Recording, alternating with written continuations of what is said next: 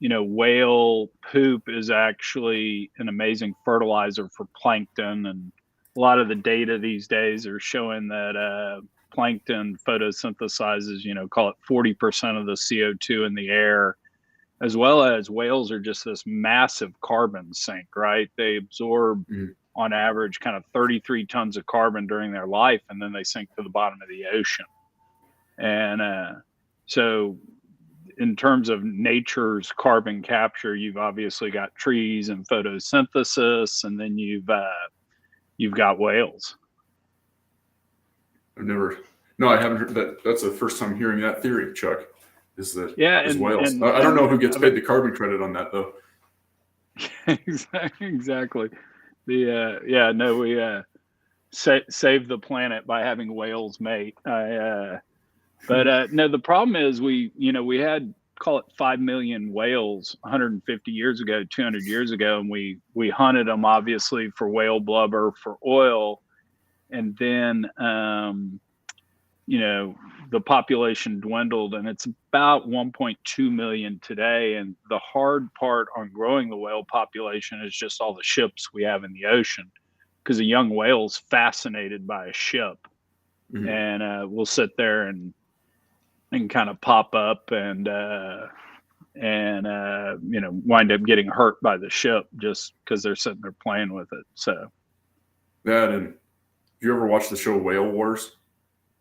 I haven't watched that. I mean, I've flipped by it on TV, but I haven't done that. So I'm no fan of whaling. Obviously, there's still cultures that obviously are not helping the whale population because they continue to hunt and eat whales. Not native, because it's a very, very tiny amount of whales they harvest. But on a commercial level, there's still countries that are doing that. On the other side of the spectrum, you have the anti-whalers, and it's just really interesting to see the dynamic between two groups of people that I don't really care about, but watching them duke it out on Whale Wars, it was a very interesting show to watch. Yeah, I bet if you guys are ready to get going, we've kind of given it a couple of minutes. People have filed in the room, and I'm ready to get started if you guys are. Sure. Are you ready? Yeah, I'm good. Welcome, Digicats. We're pretty excited today. We've talked on the podcast, we've talked around here that the energy transition is happening. The world has voted that we are going to reduce carbon, and that's consumers, it's people, it's companies. It's not just governments mandating this. And obviously a important element of that is carbon capture. And so not knowing is not enough about carbon capture as I should. We thought it'd be great to get on here with the guys from LandGate and talk about carbon capture, understand kind of the economics of how these projects work. And so really fortunate today to have the two co-founders, Johan Hispa and Craig Kaiser, on today to, as I like to say, learn us up on this topic. So guys, I'll turn it over to you and walk us through carbon capture. And just real quick, a little bit of logistics for the good of the order. We've got chat, so feel free to fire away with questions. I, not knowing a lot about carbon capture, will probably break in and ask questions periodically as you guys kind of walk us through this, and also I'll be monitoring the chat, and I'll make sure I get your questions asked that you do. So guys, I really appreciate you coming on and educating us. Thanks for having us, Chuck. Again, disclaimer, I'm not smiling too much today. I've had a surgery yesterday, so forgive me. I'm going to try to not laugh and not smile too much. Craig is going to do the smiling. Yeah, he doesn't smile very often anyway, so you're not missing a whole lot.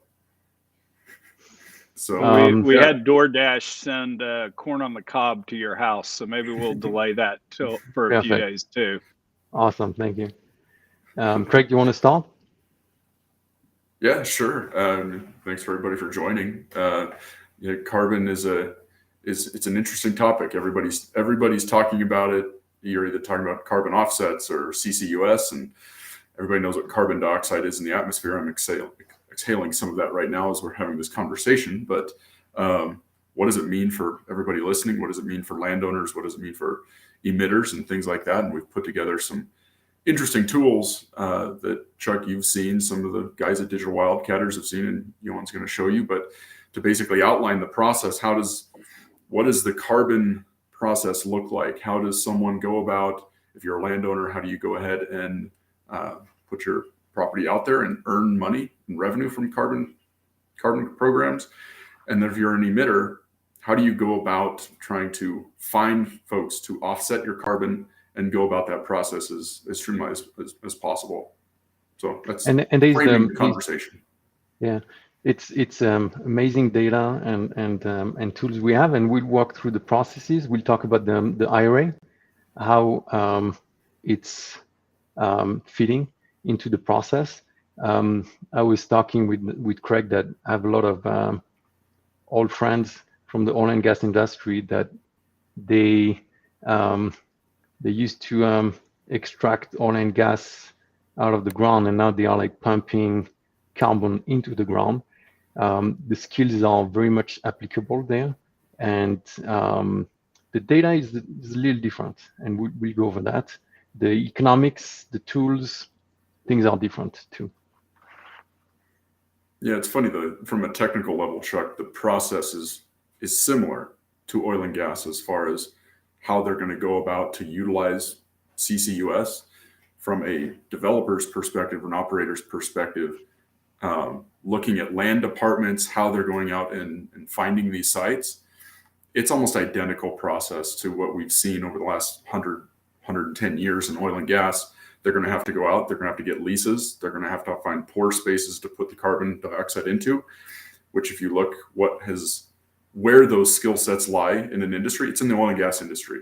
So you're seeing a ton of oil and gas folks, it's a very natural, I wouldn't say progression, but it's a natural fit if they no longer employed in the oil and gas space, or they see other opportunities, that almost the exact same technical skills, land management skills, leasing, A&D.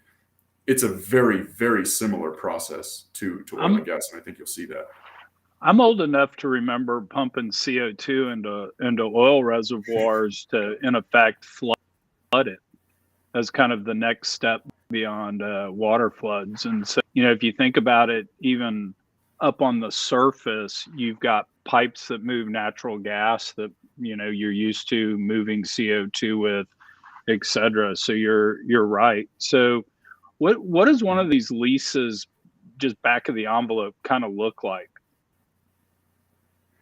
If you want to take it, you feel free. Well, I was about to we can talk about the leasing. We were going to specify it's surface driven, and that's a big difference with oil and gas, and we'll show that in terms of data. So when you inject, it's surface driven. So surface ownership, not mineral ownership, and which seems a little like strange when you're injecting into the actual minerals in the underground. But that's driven by surface ownership. So in terms of leasing and operations, things are very, very fresh. And I think there's a lot of buzz around it. Craig and I are working on a carbon offset like surface at LandGate, and that's moving fast. But I think CCUS is moving faster. It's clear how to capitalize and how to make money on that. So if you want, like Chuck, I can touch on the IRA Act that was just recent, and how it's like impacting the operations in CCUS. Do you want to go and talk about the IRA, like the fun financial economic stuff? Yeah, that sounds great, because I will admit, as important as that is in our life, particularly in the energy business, I have not read it yet. So love to hear more. So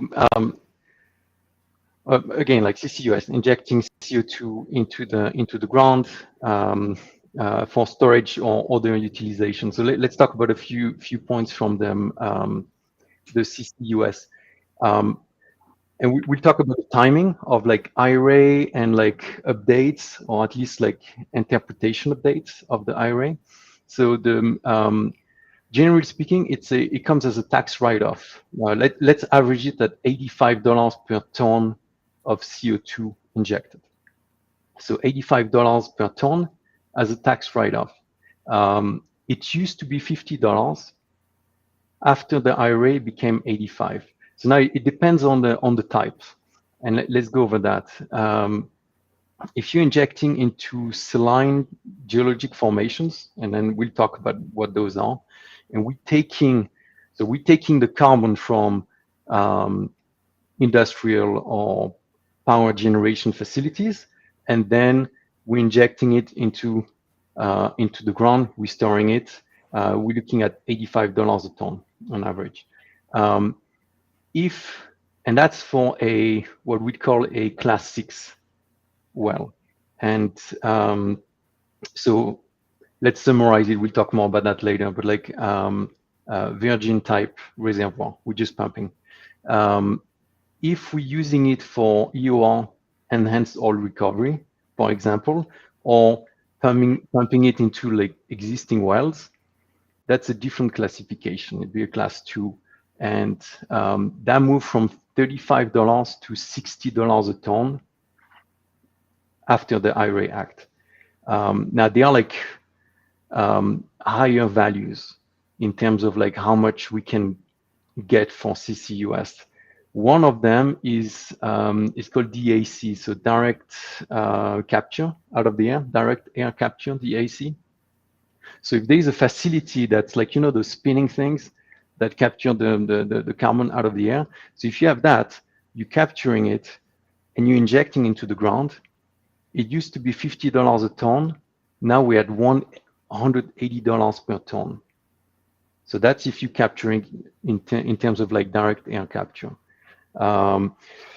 If we are doing, and then putting it into a class 6 well, so like stays there, not disturb reservoir. If you're putting it into a class 2 well, it's $130 a ton. So you have like different type of like economics depending on the classification of the well and where you are sourcing the carbon, right? So those two things, where the carbon is coming from and where you're putting it in, that's going to determine the tax write-off you're going to make. Now, the different interpretation, like the tax write-off is, let's say it's for 12 years, right? And what changed in interpretation is it looked like a tax write-off at the beginning, and now there's been like updates where the interpretation is that it's a tax credit. So you have 5 years of tax credit, and then after that, the next 7 years, you still do a tax write-off. So the 5 years of tax credit, you have a for-profit LLC or corporation, you can file these, let's say $85 a ton that you've been making by injecting carbon, and the IRS is writing you a check. So in a way, like I was joking with Craig, the federal government through the IRS is buying those carbon credits in a way, like to store the carbon into the ground. So that was a lot of talking in terms of like economics and what are the prices. We can send we're going to send a blog summary shortly that will summarize that for everyone. But anyone has any question, or Chuck? Yeah, I was about to say, if we've got questions, go ahead and throw them in the chat. No, so just kind of 10 seconds, if you will, on carbon. Let's go back. We basically, you had voluntary carbon reduction type arrangements, however there was. You had something in the tax code, and it seems like the big deal in the IRA is we've really firmed up exactly what the credits and the write-offs are, and we've amped up the amount. So there's economic incentives now to do this. So there's real money. A finance guy, if you will, can put pen to paper and figure out, all right, if I spend this CapEx, capture this much carbon, here's how much money I'm going to make in credits and or have in write-offs. Yeah, for example, you have a class 6 well, you're taking carbon out of a carbon emitting facility or a CO2 pipeline, you're taking it into a few Class 6 wells. You're generating $85 per ton of CO2 you are injecting, and the IRS writes you a check, like you get a tax credit. So as a for-profit, you do that at least for 5 years. After that, you need to sell your tax write-offs. So you sell them like 80 cents on the dollar. That's economics of the operations. Gotcha. Correct? Or if you just have income, you have income you can offset against it. So interesting. Yeah. Well, the operations, the finance is very interesting of the operations, because you literally have no revenues, right? Because you have costs, you have a lot of losses, you have no revenues, no profits. So your P&L is interesting as a company doing those operations.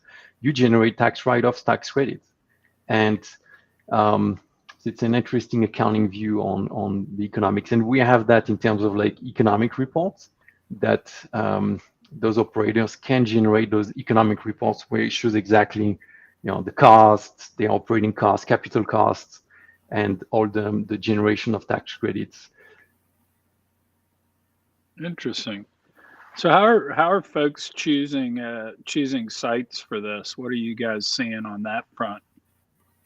Well, and that's a good point, is because so now we understand a bit of a framework of how carbon credits are being monetized, how they're being valued, and who's paying for them. The same problem, Chuck, exists in this brand new CCUS industry. It's the exact same problem that oil and gas has had in the A&D process for 100 years. It's finding sites quickly, being able to value those sites, and being able to transact on them, being able to get that lease in place, being able to bring that rig to location, drill your Class 6 well, and start injecting CO2. So I said earlier, I'm sharing my screen, Craig.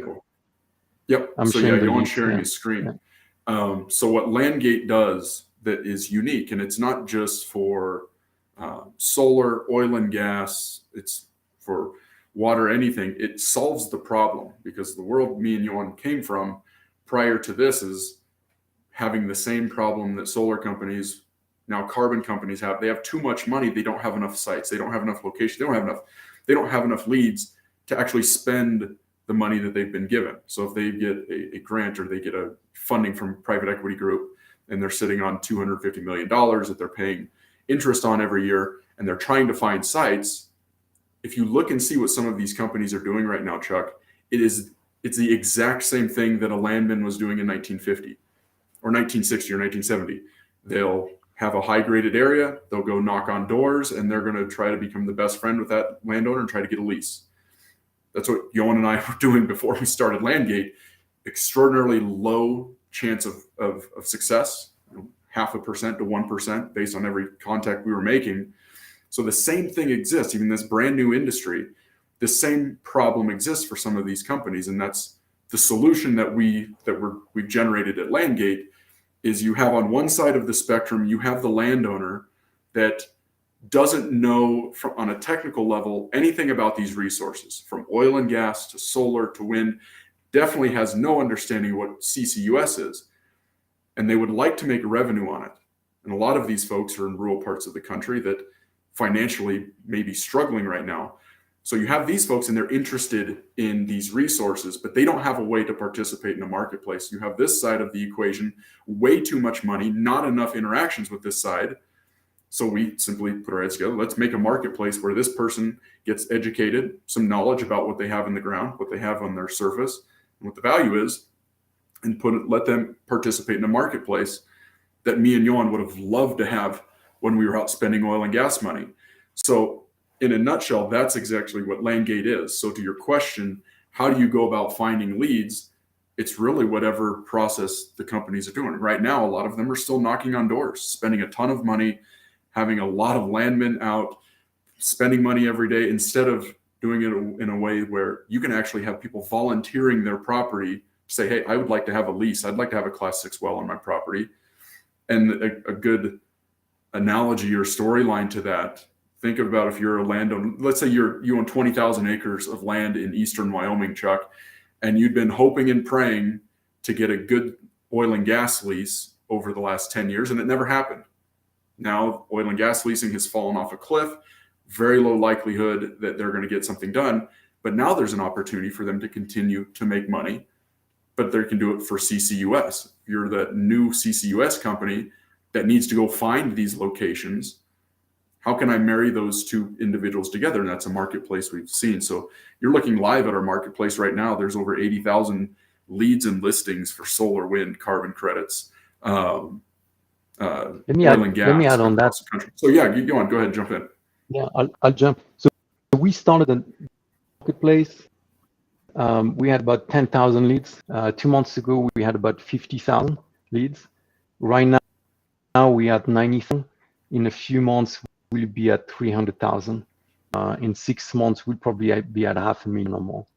So that's the scale of how quickly we've been evolving. And circling back to CCUS. So you have leads, you have the high value leads, that hot leads that Craig talked about, which are like landowners saying, I'm ready to go. Just bring me money, right? And these are those guys, landowners or real estate agents. Well, let's look at them. You can filter them. So if I'm going CCUS, I need quite a bit of acreage. So I'm going to filter down and I'm going to look at 200 acres. I will need to be in forms. So let me turn on the formations there in terms of data.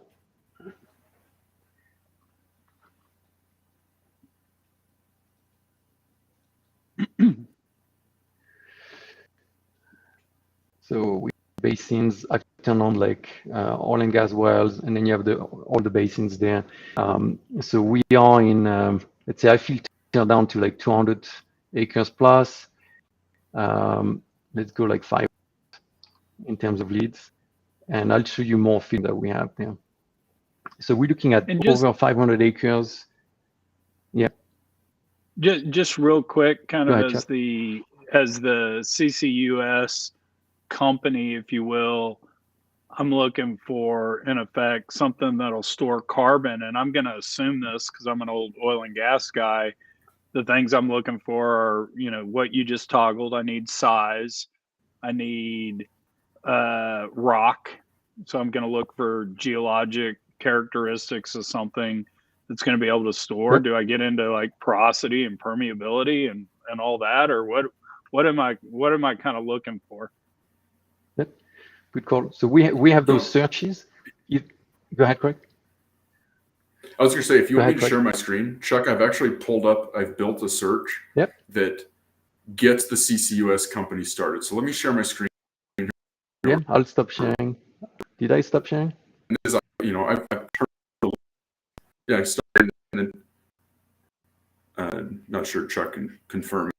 Yeah, there you go. Craig, it's popped up. Yeah. But let's say I'm sitting at that CCUS company. Okay. Let's say I'm sitting at that CCUS company and I have some criteria that I need to, that's going to qualify what type of leads I'm going to want to go. Great. I looked and see what's available. Some of it worked. I had my landman reach out and say, hey, we're interested in this property, but I need more, right? I've got so much, I have so much carbon I need to inject and I have so much capital. I need more sites. So if I'm sitting at that carbon company, what I can do is I can enter certain types of criteria that will fit specifically. And we have the same thing for solar, wind, things like that. But what I can do is I can define what basin I want to be in. So I did a quick search earlier this morning. I defined I wanted to be in the Denver-Julesburg Basin. I wanted to be within 2 miles of a carbon emitting facility, right? So now I'm close to the location where I directly have access to carbon dioxide that I can put down hole. But then I also want to know, I hadn't thought of that. Right? Okay. Yeah. Keep going. So you're seeing these yellow areas.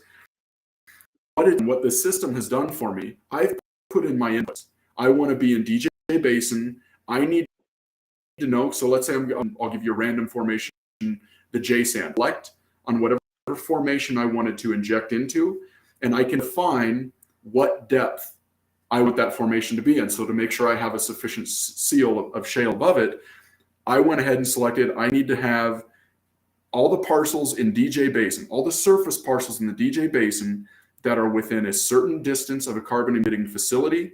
I need to know what depth my formation is. So every parcel that has the J sand that's deeper than 3,500 feet. So, and then obviously I can go ahead, the system's going to go through and find me all of these parcels. So let's say, for instance, I'm going to go look at a random area here. A process that would have taken me in my previous roles and my previous jobs months to go through and first get all of the data into one place. I have all the oil and gas data here. I have all the surface ownership data. I know everything here. And I've also defined, because there needs to be well control, right? I can't just go randomly anywhere and drill a well in the middle of nowhere because I don't really know what the formations look like. High likelihood there's going to be no seismic there. If there's no well control, I don't really know where the tops are. So I don't know where my depths are. I don't want to be in the middle of an oil field, but I don't want to be clear far away where I don't know what the formations are either. So I set another filter here and said, okay, I want to be within a 2-mile radius of parcels that have at a maximum 4 wells per section. So all of that work, that work that used to take a land department massive amounts of time. Well, now the land department can go ahead and define really quickly, well, here's our opportunity. And what I can do using the software is click this button on, and again, and it's an important point that Johan said.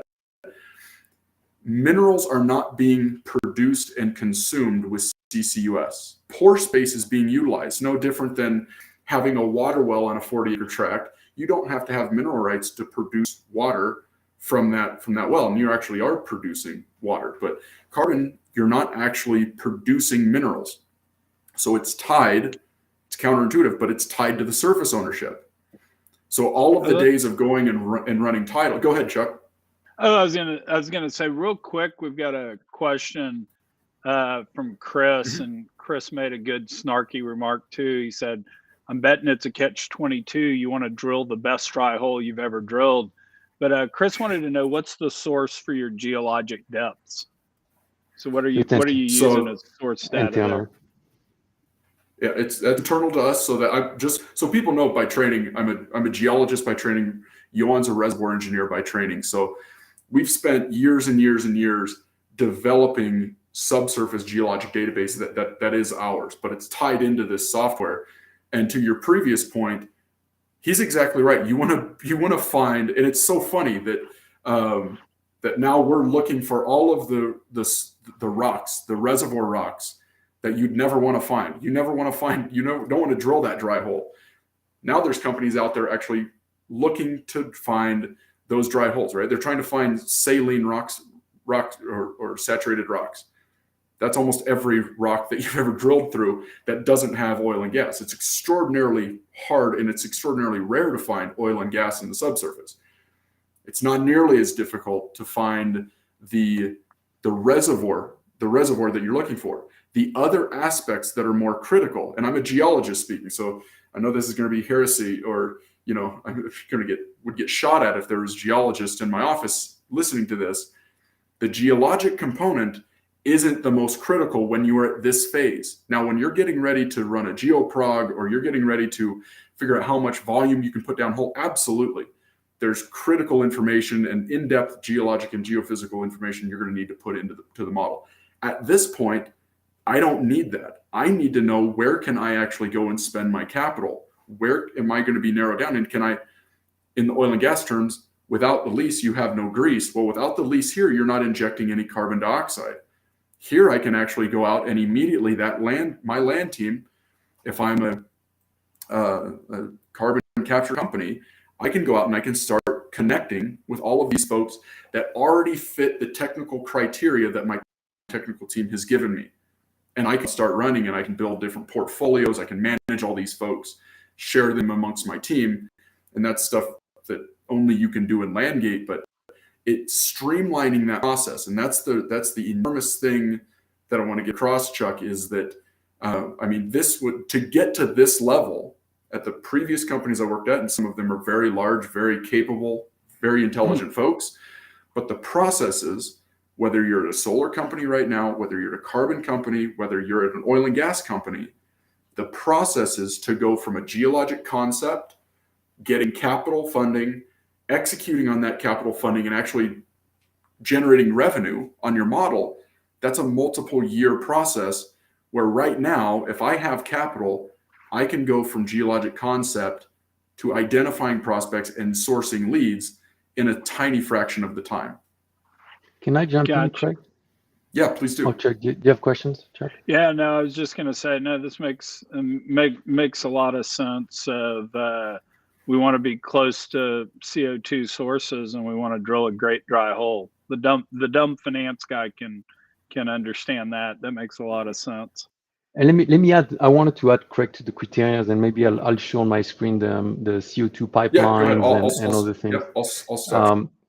But in terms of like what Craig, what you were showing, we have two things, right? We showed two things.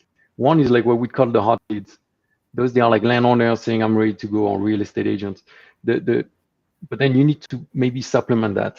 And what Craig was showing is, in addition to those listings, is parcel searches and matching those criteria. So you can do the same. You can search those listings, or you can search for parcels.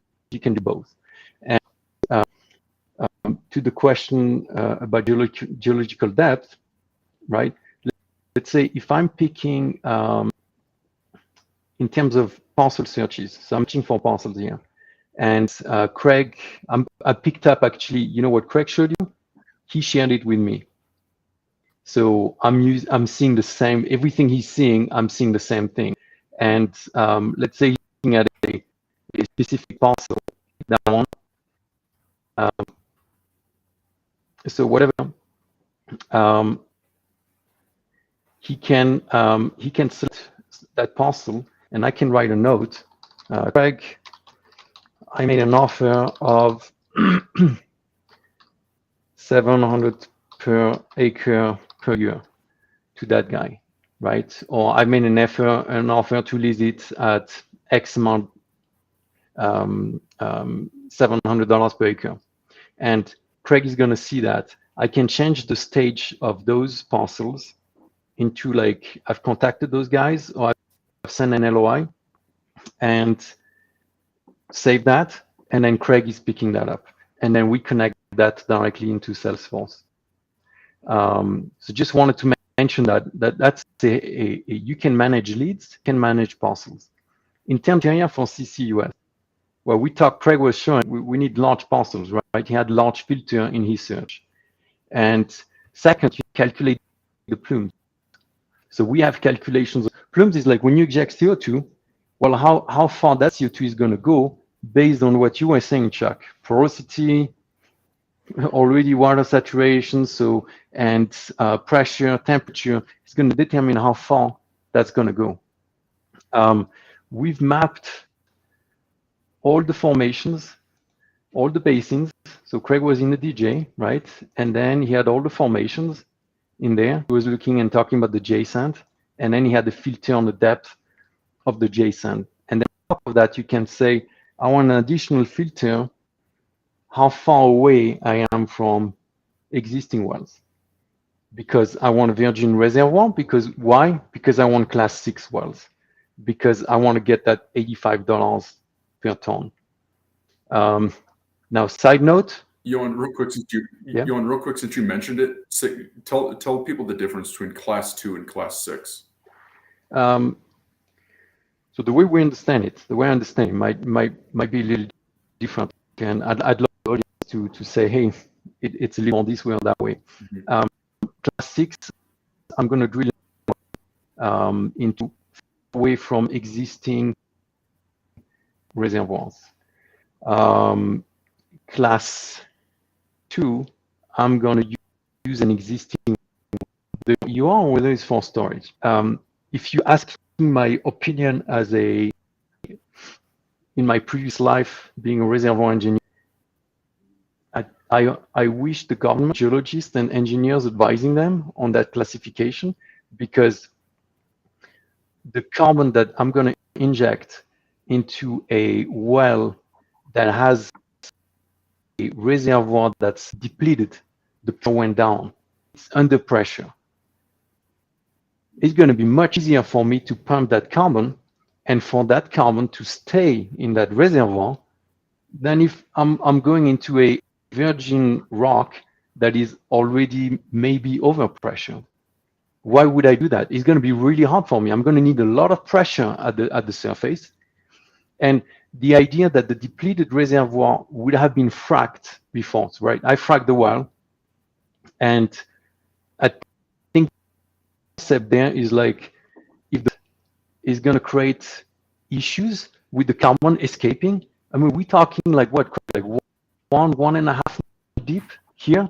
All those reservoirs, they have a seal. That's the oil and gas. You need a seal on top. I'm fracturing only that the reservoir.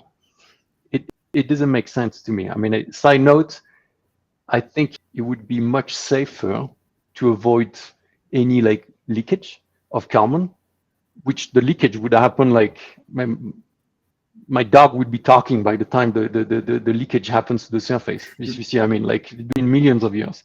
Well, it's a good point. Yeah. There's a reason why the well is there in the first place, is because there is an appropriate seal keeping those hydrocarbons in the subsurface. Yeah. Yeah. But this is wait, cool. That's for the. So I was gonna. Oh, sorry, I cut you off. I'm gonna let you go back. What I've heard is if you've got a question, you can put it into the YouTube link, or our linked on LinkedIn is where the questions are being fed in from. So if what you're looking at, you don't see a spot for questions, jump over to YouTube or jump over to LinkedIn to add. So, well, this is cool. So this is kind of, we've talked about how you get paid. We've talked about, kind of how to scour for an area. What else do we need to be thinking about with carbon capture? Well, there's a depth. I think Jay. Go ahead, Johan, and then I'll get to Jay's. Comment. Go ahead and go through the criteria, and then I'd like to touch on Jay's comment. Okay. Well, you need depth. You need to be at least like 3,500 feet deep. You need to be away from the basement. So you need to be into that window, which is exactly why you need to have filters on depth by formations. So if we've associated every parcel with the depth, the average depth of that parcel for that given formation in that basin. So we've made all those associations, distance to wells, distance to emitting facilities. So you see, he looked, I think, 1-2 miles away from emitting facilities. You have emitting facility right here. And that's how like it automatically filtered all of that. There is a 2 pipeline going through, that's the pink.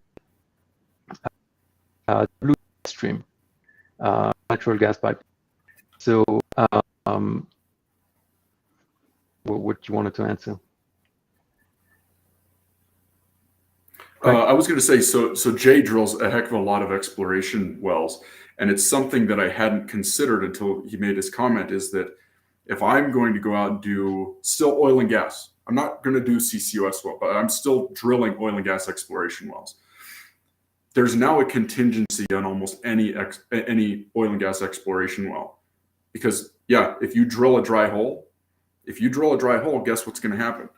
You're not going to get any revenue from oil and gas. But if you find yourself a very nice reservoir rock that has brine water in it, not too difficult to find, and you are close to a CO2 emitting facility, well, you just drilled a class 6 well for a carbon sequestration company, right? So, and I had never thought of that until Jay made his comment. It could potentially be a contingency for those oil and gas, the few oil and gas wildcatters that are still out there, like Jay. That's a good thing to consider, right? There's a potential revenue to that dry hole rather than a P&A cost. You do now have another option with that. And then to Chris's comment of the seismicity, I think that was what Johan was saying earlier, is that for us, from a technical perspective, and we're not going to put our personal beliefs or anything of what we think is going to happen, it's happening. But from seismicity perspective, injecting into normal to slightly overpressured virgin reservoirs that you don't really know what's going on there is, in my opinion, technically not as good of an idea as going into a depleted zone that you could do a materials balance or mass balance equation, see how much gas and volume came out of this sealed reservoir, and then go ahead and put some CO2 downhole, and you actually know what has came out of the tank, and you know what you're putting into the tank. I'm not a politician. We don't make those decisions, but it's something to consider. And to Jay's comments, and thanks for making those comments. If I'm wildcatting with you, Jay, I would absolutely be having in the back of my mind, it's maybe another criteria to what you drill. If you're looking at 5 or 6 different exploration wells to drill, and you've got one sitting right next to a CO2 emitting facility, well, that changes the 5 different prospects that you're getting ready to drill, because you have a potential class 6 CCUS well there. Yeah, and then you need to be away from basement faults. So then I don't know if that was like Chris' comment there on seismicity, but you do need like seismic data to visualize that. So there is a lot of costs that are coming into the operations. Like you need seismic, you need to look at faults. I mean, if you ask me, like even through like faults, I mean, you do have seals every one and then like formations. And I mean, you're talking like, what is the some of those reservoirs, like tens of microdarcy, like J sand, right? Talking like tens of microdarcy going to like reservoirs. That's horizontal permeability. Now you're talking vertical, it's like at least 10 times smaller than that. So like you're like 3,500 foot, or like in that case, a mile depth. It takes you millions of years to go through that and to have CO2 percolate up to the surface. So I think that with the IRA, they went like super safe. We're like, you need seismic, you need to be away from basement faults. You need to, you cannot inject into a well that's already like depleted. You get less money if you do that. You can, but you get less money. You have all those criteria. I'm hoping that they're going to kind of soften them a little bit to make the economics better for the operators. So then, like, I don't need seismic. Make my life easier. I can inject. Okay, you don't want me to do EOR. EOR is special type of discussion, because I was doing EOR back in North Africa 15, 20 years ago, different life. And I mean, CO2 is very light gas. So when you inject CO2 into that one, I mean, the other well there that you're producing from, that, I bet you is going to come back up very quickly. So you need to recapture that. But if you injecting into a depleted reservoir, let's say we were looking in the DJ Basin or Powder River Basin, you have big acreage. You have very large acreage. You have big landowners. We have like, I'd say half of the Wyoming ranchers, we have them signed up with us. So at least half of them. You want to inject in that. I think it'd be a very good idea to use those like depleted wells, and that would stay there, like the carbon. I'm hoping they evolve doing that. Weird question that just hit me, kind of flipping it to the other side from if I'm a landowner, what do surface facilities, and maybe they're evolving, and so there's not a final answer here, but what do surface facilities look like? If I'm going to get paid, I'm sure there's something up on the surface that I'm going to have to deal with. What's kind of that? Let's wear our landowner hat for just a second or two.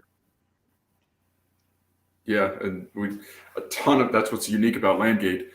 Landowners voluntarily participate in the website, in the marketplace, which is very unique. But I've had quite a few conversations with these landowners. Their biggest concern, Chuck, isn't so much the footprint, because a lot of these folks, they're familiar with certain types of natural resources. They're in an area where they've heard of oil and gas production. They probably have a brother or an uncle or a friend who's got a pump jack on their land or something. So they're familiar with having facilities on their farm or ranch.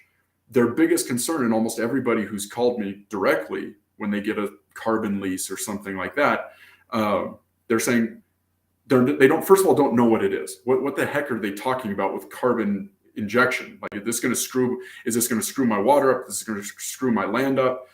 And I think there needs to be, and it's a brand new industry. So I get that there's going to be a level of education that goes out there. People need to realize I'm exhaling CO2 right now, right? It's plant food. It's in the atmosphere. So I think people need to realize when they're reaching out to these folks, they need to let them understand what exactly the process is, what the heck they're doing. Because right now, what we've been seeing for all of the folks that use LandGate, there's a lot of confusion. There's a lot of confusion out there. What the heck is it? I'm seeing a lease. I don't even know what carbon capture is. Now you're going to pay me money. So then you put yourself in that persona, Chuck.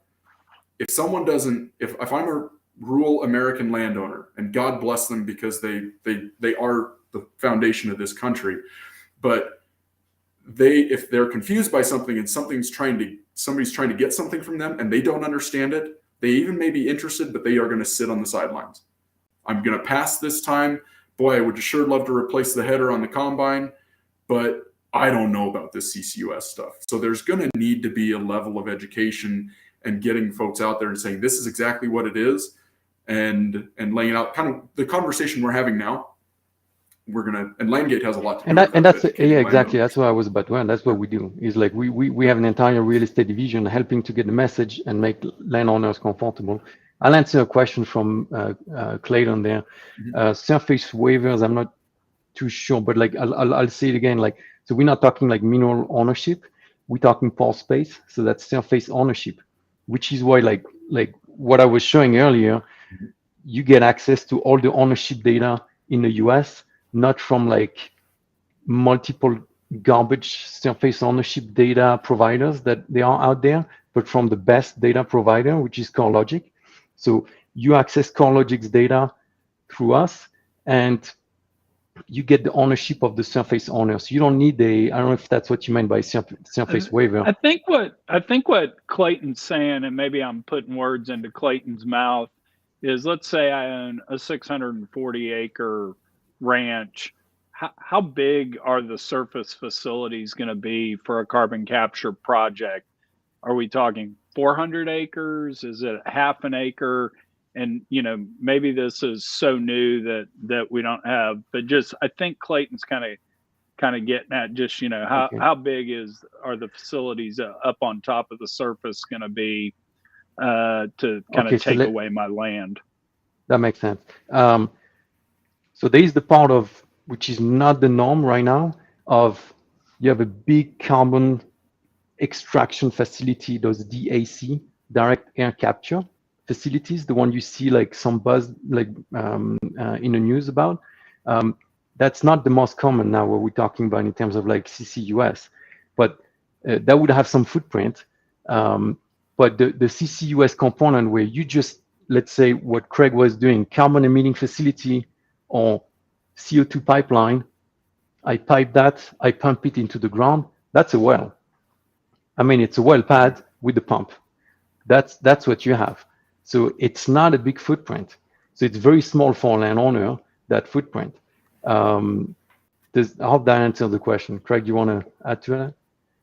Yeah, I think so. Yeah, I mean, as far as you're not putting an enormous industrial facility, suck it out of the atmosphere. Most of this stuff's going to come out of pipelines or out of the facility, and it's going to look similar to an oil and gas location. The second question by Clayton is interesting, right? So like we said, the mineral owners, nothing's being consumed, nothing's being produced from a revenue perspective. So the minerals and the mineral owner, everybody below that surface, they're kind of outside the loop unless, like you said, it somehow impacts the minerals. Since the class 6, where you're going out into virgin territory where there really is no oil and gas production, I don't think you're going to have too much of obviously there's always going to be conflict, especially as soon as an attorney, if there's attorneys on this call, they're probably thinking of ways how they can figure out how to make some conflicts here, but there's inevitably going to be some conflicts, right? Class 6, probably not as much, but on class 2, if you have a segregated surface owner over here, and you got a segregated mineral owner who's been making a ton of money off of their oil and gas for the last 60 years.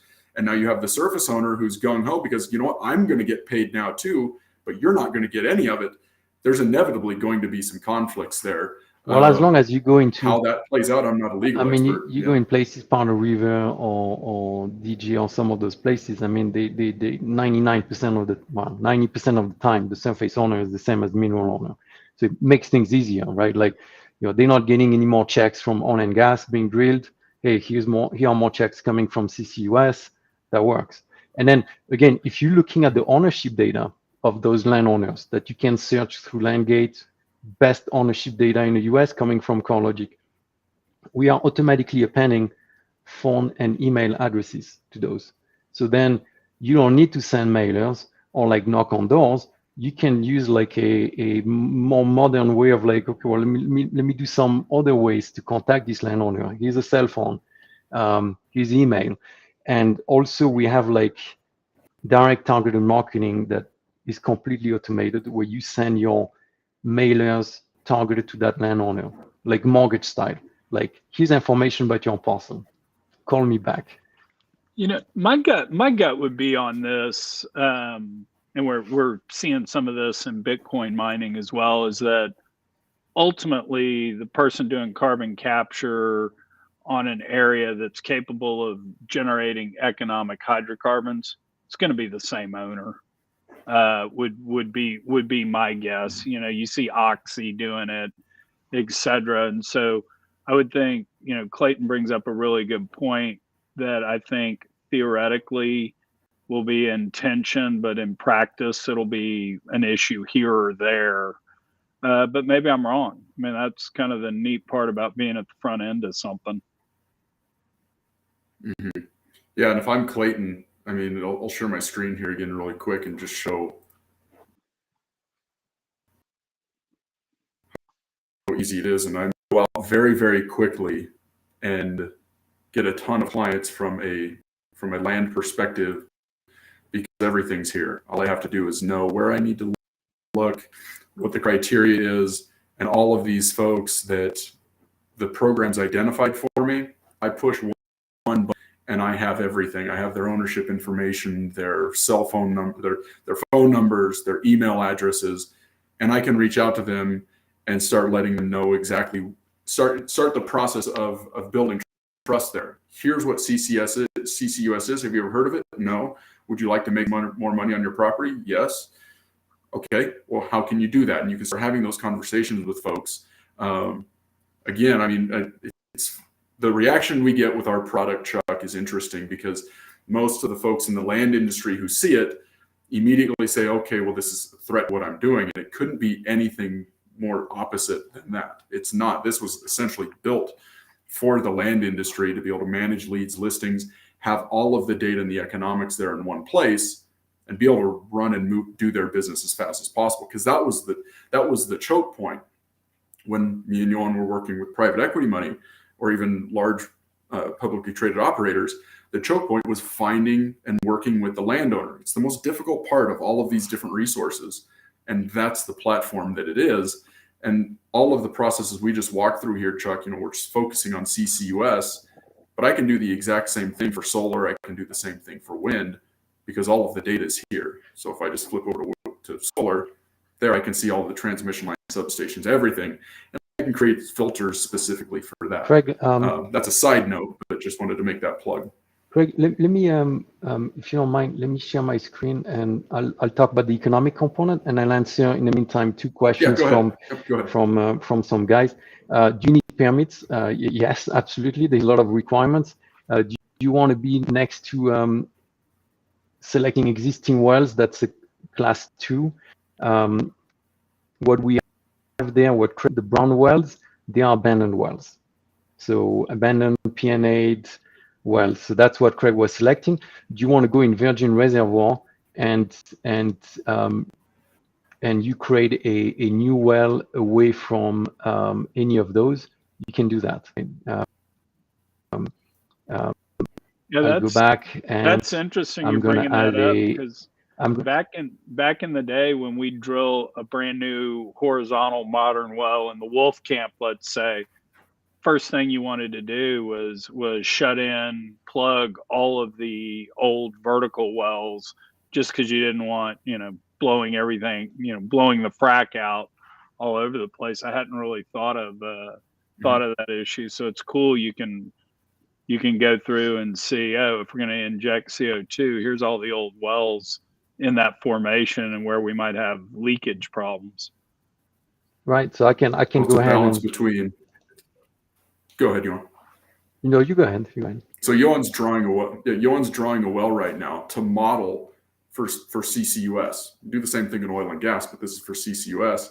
So he's drawing his well in there, and it's a balance, Chuck, right? You want to be close enough that you have well control and you can see where your formation tops are, and that you're not going to be 2 miles away and hit a fault and you're 2,000 feet out of zone, right? So you want to be close enough, but you don't want to be too close to have potential well control problems on any kind of the past producers. So that's what Johan's seeing here. Okay, I've got 4 wells in that section. We're in the western portion of the state, so you're seeing township section range, but there's 4 old wells, 4 P&A wells in that section. He drew a new well on the other side of the section, so probably about 4,000 feet away, close to maybe 5,000 feet away. And now he can select what formation he wants it to go, where he wants it to be, where he wants to inject. He can be confident in his geologic prognosis of going through and saying, okay, well, here's where my tops are going to be. And then he can go out, and at this point, he's already gone through the whole process, Chuck, of finding out where, from a landowner's perspective, where he has an opportunity to spend his capital, go through, and now let's see what the economics are in this particular area. Yeah. And so that would be I'm using existing wells, that'd be a class 2. I'm using I'm putting a new well in new location away from those, be a class 6 from economics. That's all built in. You have the production of those wells. Craig mentioned material balance. What that is, material balance is oil and gas that came out in volume. So reservoir volume, surface volume expanding, that's formation volume factors. Well, you do the same thing with the CO2, the tons of CO2, based on the pressure and temperature of where you're going to put it in. Well, you can calculate how much the volume is. And based on that volume, based on the thickness and the porosity, then you calculate, and we do that with the system, what's called a plume. So how far your CO2 is going to go based on what you're injecting, time, and the pressure, temperature, and the thickness of the formation and the porosity. And then you calculate the plume. Based on that plume, then, well, you might need to, that landowner might not be enough. You might need acreage around it, right? So these were some other questions there in the call. So that's important to calculate the plume there as well. And then you can spit out actual economic report, right? You have economic reports on CO2 injections with cash flows, all the economics. I mean, you got everything there. Is there this? I may be changing the topic a little. I may be changing the topic a little, but I don't mean to. So revenue, I get. We basically have the IRA. We have numbers in there. Are we doing anything exotic-wise, materials, equipment, to push the CO2 into storage, or is that? I don't want to say off the shelf, but is that kind of, for lack of a better term, off the shelf type stuff? Meaning, one of the things we would always get in problems with oil and gas sometimes is, the AFE was $10 million for a well and it would cost 15 or 20 because we would mess something up. Are you pretty much able to quantify your costs on that, or is it early days still? I'll jump in there. First, I'll say LandGate, we sit on the deal sourcing. So we sit upstream, deal sourcing and screening evaluations, economic evaluations of those deals. That's what we've been showing you. Gotcha. I think that'd be another webinar for you to invite an operations guy from CCUS and ask him those detailed questions. But I'll throw my 2 cents there. You do need a little bit more, according to the criteria, as I say, they went like with a big hammer, like making sure that it was super protected, that CO2 once you sequestrate it. Lots of protections at the aquifers, right? So you're not gonna drink sparkling water because that's the worst thing that would happen. But you're not gonna do that in your aquifer. So lots of protection at the aquifer. You need seismic. You need so you do have extra costs to get there on the permitting side. But in terms of capital operations, beyond those extra costs, I don't think we're talking like 4 or 5 times more. But again, I'd prefer like an operations guy who's done CCUS to comment on that. I always found with operations guys, they were always so confident that I always took their number and multiplied it by 2. I hope I haven't offended any of the audience, but I'm sure you have. But I mean, like you said earlier in the call, Chuck, I mean, injecting CO2. Now, the volumes that we're injecting probably haven't been done before and what we're going to be doing in the future. But injecting CO2 is not something that is new to the oil and gas industry for sure, right? So Peter had a couple questions. Yes, this is not, Johan said that there's criteria to injecting CO2, right? You have to make sure that geologically it's going to be sequestered, not going to come up a fault, or as he said, also induce seismicity going through a fault or something like that. Chris had a good point there. It's good, and you need to invite Chris on the call in terms of operations. Corrosion resisting alloy materials. So you're gonna need that because you're gonna inject CO2, so it's gonna change like the chemical dynamic there. So you do need some of that. That's a good point. Again, I would defer to more expert people. We source deals. We do the economics component. Anything in the IRA in terms of economics and classification of the wells, you got it. You want to find those leads, you want to find those parcels based on the CCUS criteria, you can find that. And spit out economic reports, look at those, see if that location makes sense. And yeah, Peter, sandstones are acceptable. Obviously, it's going to be based off porosity and permeability, your average or your typical reservoir characteristics. But yeah, sandstones are in play for CCUS. Well, this has been really cool for me. It's going to be so topical and so important in our industry, particularly with the passage, like you said, of the legislation. That we're really going to have to know a lot about this and understand this, because this is going to be a big growth area, and it's got real legs to it. Because as I started off the webinar talking about, I mean, carbon reduction is not just government saying it. I mean, if you go ask my 3 kids who have lived the greatest life on planet Earth because of oil and gas, if you ask them, do you want to get rid of hydrocarbons tomorrow? They'd all say yes in a heartbeat. So it really is being consumer driven. And so it's going to be here. It's a wave. The second thing too is that I think is a really important point that you guys have addressed, and I appreciate that, is the key to this carbon or this energy transition, carbon reduction, is we've got to do it in an economic, thoughtful way. I mean, if we can spend 5 trillion doing it instead of 100 trillion, that 95 trillion can do a lot of good in the world. And so being able to quantify things on the front end, understand your economics, I think is really important. Yeah, and that makes sense. And just like you talked, you put the political aspect aside. So put the political aspect aside. LandGate is apolitical. We're working with conservative landowners. We're working with liberal renewable energy developers, and we provide information and we provide data. We provide tools.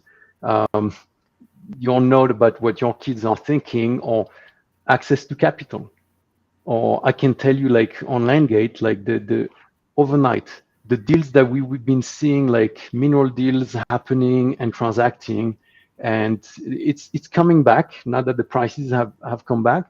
But for like some period, it was just solar and wind and carbon. So we present data, we give tools, and we let the market decide what they want to use. How do folks reach you guys if they want to get in touch? So you can reach us at account@landgate.com. So that was account@landgate.com. Or go to the website. We have landing pages. We have resource pages. See what we've got. I mean, you've seen a little bit of demo here, but we try to make it pretty easy for folks to reach out to us. Cool. Well, what any kind of closing remarks or questions I should have asked, but we're too stupid not to? I'm going to send in the chat. I don't have anything. In the chat, I'm going to send a page to give you more information about CCUS. I don't know if Julie or Chuck, you can. Yeah, we'll make sure we tweet that out, get that on our socials and various places. So. Yep. Awesome. Cool. Well, I appreciate you guys coming. We appreciate the time, Chuck. Absolutely. Yeah. Thanks a ton. Thank you. Thanks for having us. Thank you guys. Yeah, hope it was worthwhile. Absolutely. Sorry if I'm not smiling. We'll get better soon. And hey, digital wildcatters out there, thank you so much for